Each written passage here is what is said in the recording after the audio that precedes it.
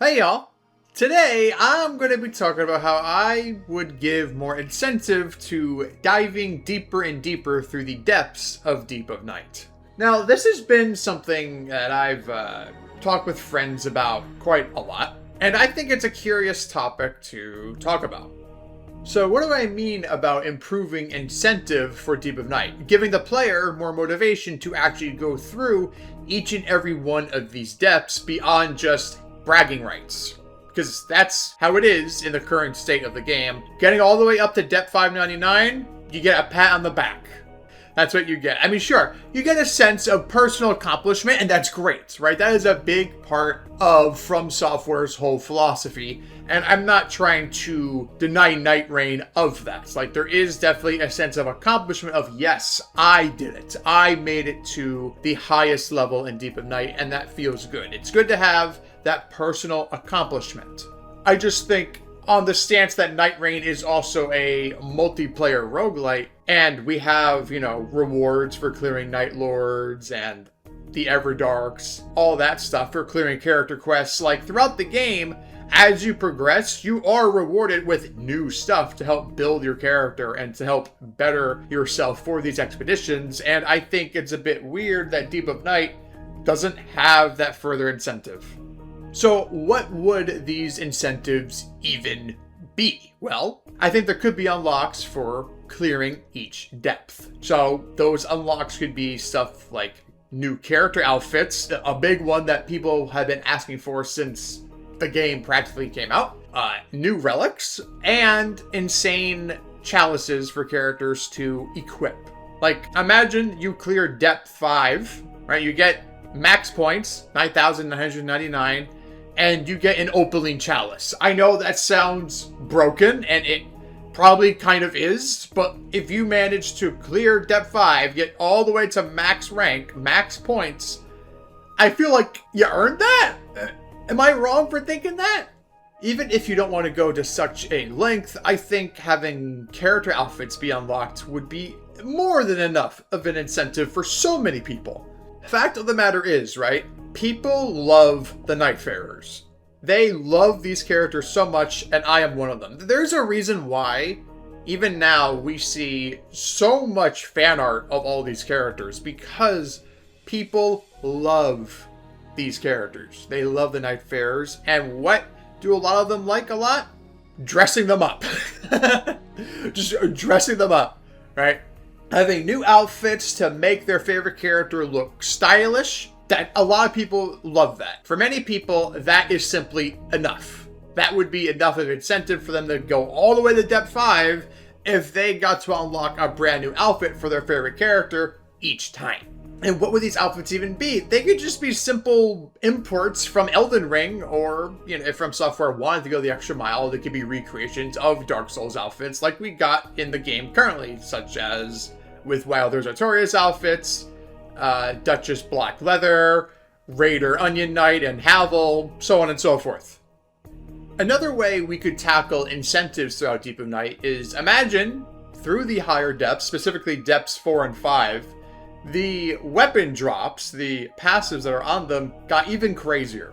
Like, damage negation at full, 50%, 60%. Successive attacks negate damage, 70%, right? You're taking so much more damage in these depths without these passives, and even with them, but once you get your hands on these passives, they're even better now. And that would give the player an incentive to at least give the higher depths more of a try, because I don't believe that the highest depths are lacking in player percentage due to not a willingness to try, but them just feeling that it's kind of cheap. Not cheap in the regards that, oh, it's too difficult, oh, I'm dying in one hit, but just it feels kind of very bare bones. Okay, the enemies are getting such a huge upscale. Why can't I get like some kind of boon, right?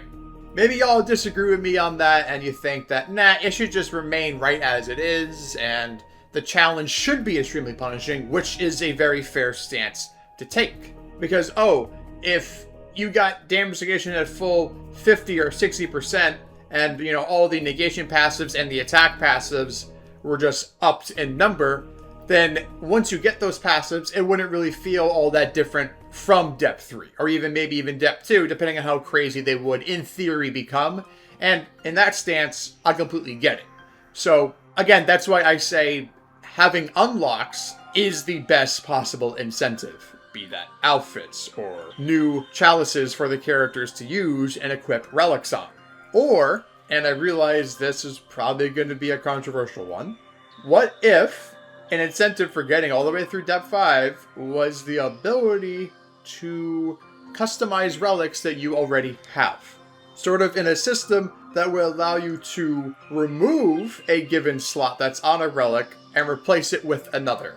So say for instance, you have a large relic that has Vigor +3, character skill cooldown +3, and some kind of dump slot like Holy Grease at start of Expedition, right? I'm just giving an example. And you're like, man, this would be a really cool relic if I had X in place of that Holy Grease. Well, what if you could remove that Holy Grease slot and replace it with the effect that you would love to have on that relic?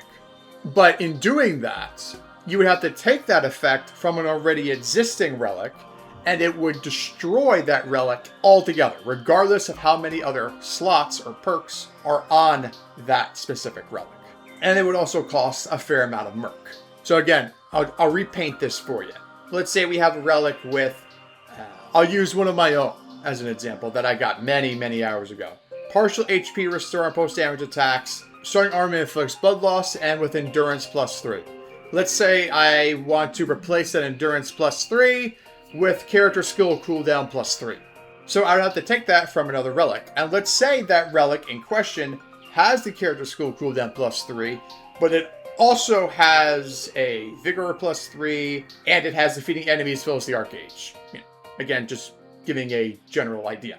If I were to take that character skill cooldown off of that relic onto the other one, the one that has the bonus HP and the defeating enemies fills the Arcage, boom, it's gone. It's deleted forever. You can never recover it. So you have to choose very wisely about what you have, and it would also give the player an incentive, wink wink, to save stuff like medium relics or even small relics that have only one specific effect on it, but say it's the best version of that effect. That would give small relics a new use, and not just an instant throwaway, because now, oh, I could use this relic and slot that effect into a larger one that would be more beneficial to me. Again, giving the player incentive. I think it would be really cool personally. If y'all disagree, that's 100% okay, and I would love to hear your reasons about why you disagree, as I'm always down for a discussion.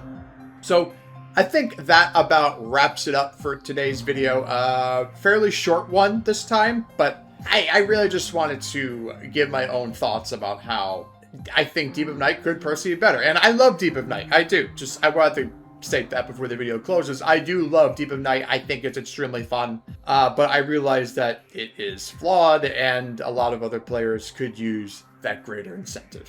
Okay, guys, do the whole YouTube thing if you want. Like, subscribe if you haven't, and I'll see you in the next one. Adios, guys.